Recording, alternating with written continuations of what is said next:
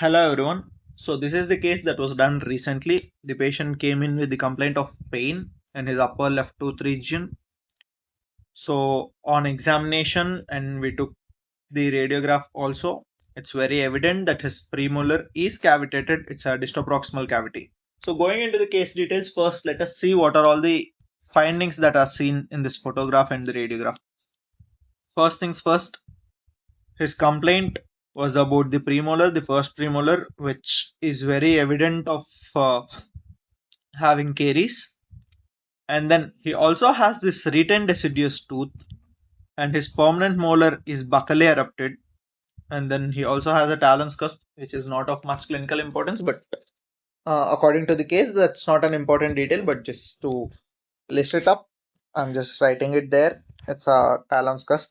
But apart from it, regarding the case, the patient has a very large cavity in the premolar.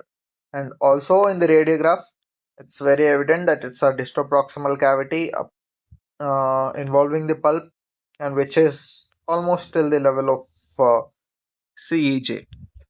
So ideally for this case, if we have to address all the details and give a proper treatment plan, we would be considering the extraction of this retained deciduous tooth, and then ideally speaking, you might be thinking that this is a simple case of ortho and all that, but practically seeing, this tooth which has been ectopically erupted in between the both premolars is not ideally a case of a simple orthodontic treatment.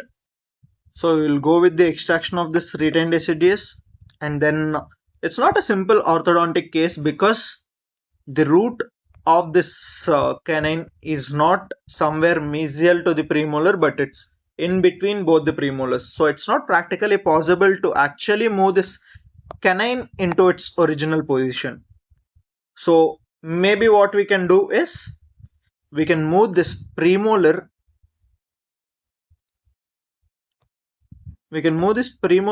into the canine region, and then bring this canine into the premolar region, and then after the orthodontic treatment or the space closure is all done, we can reshape this premolar into canine, and then reshape this canine into the premolar by cleaving crowns. So that is one option. Or we can extract this canine, this original canine, and then also extract this retained deciduous, and then give a bridge from here to here. These two would have been the treatment plans if the patient had come early, or if the patient is willing to address all these things. But the problem is the patient is already 60 years old, which is not an indication for a orthodontic treatment, and also the patient does not want any other corrections or any other treatments to be done. Patient wants only that pain and the food lodgements to be addressed. So what did we do? We did root canal treatment for this premolar, and then we gave a crown to that premolar without changing any other teeth, without involving any other teeth. That's what we did.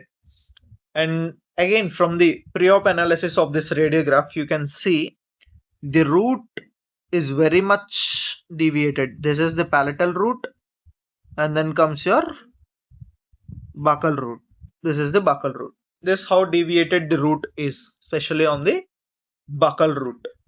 So how did the treatment go? This is how the root canal treatment had gone. So you can see the deviation of the files also, and then we finally negotiated and obturated these canals, and then came the prosthetic part. Once the root canal was done, we immediately took the impression. We did crown cutting. You'd be able to appreciate the amount of clearance at this point, and also the occlusal clearance. All of that were did well, and then this was how the margins were placed,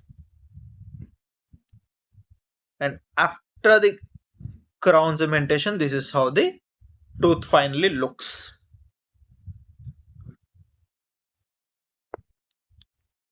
So this is the comparison of the pre and post-op images from the occlusal view.